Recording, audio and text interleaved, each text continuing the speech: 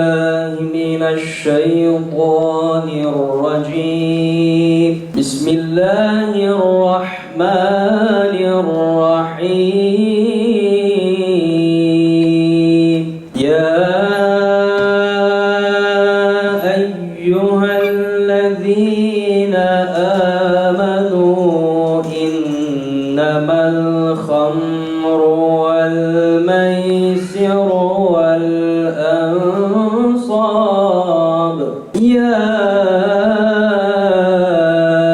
أيها الذين آمنوا إنما الخمر والميسر والأنصاب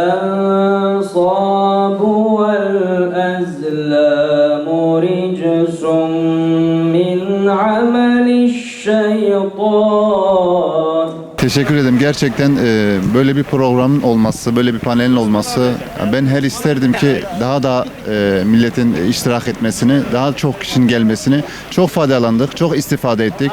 Özellikle çalışmalar, projeler bunlar çok önemli. Bununla alakalı gerçekten istifade ettiğimiz program. Bu programların sadece yani gerçekten 2-3 ayda bir yapılmasını öngörüyorum. Çünkü çok istifade ettik ve çok güzel bir program oldu. Hüdapar'ın buna öncülük etmesi sebebiyle ayrı bir teşekkür ediyorum.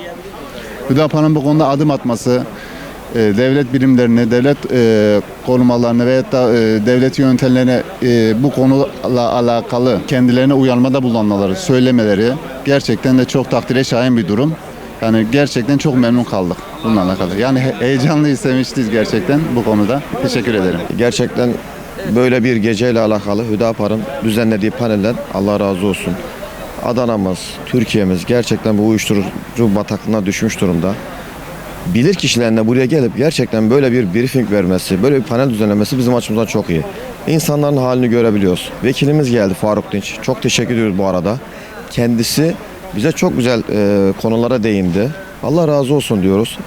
Hüdapar'a tekrardan il başkanımıza, diğer kurumlarına her türlü en üstten Zekeriya Bey'den en aşağısına da teşekkür ediyoruz. Böyle bir panel düzenlediği için Türkiye'nin her tarafında bu tür panellerin düzenlenmesini ben şahsım olarak istiyorum. Çok güzel, yani bizim açımızdan çok iyi oldu. Bütün halka da böyle bu şekilde briefing verilmesini çok uygun görüyoruz. Paneller de çok iyi olduğunu düşünüyorum. Çok sağ olun. Öncelikle Hüdapar'a çok teşekkür ediyoruz.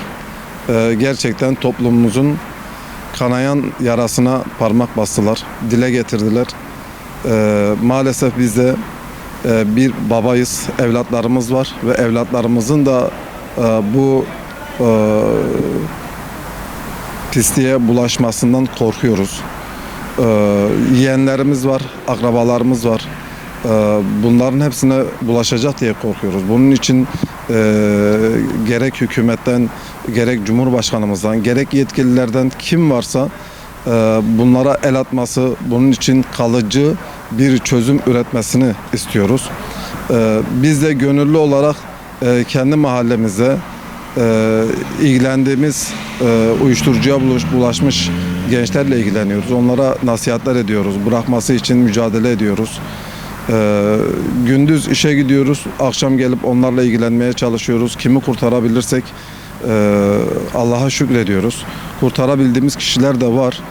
Ama bunun devamlı olabilmesi için, bu kurtuluşun devamlı olabilmesi için bunun kökünün kurutulması gerekiyor. Yoksa biz ne kadar kurtarsak da bir süre sonra tekrardan başlama ihtimali çok yüksek. O yüzden gerçekten yetkililerden Allah rızası için müdahale edin. Buna ne yapılması gerekiyorsa onu yapalım.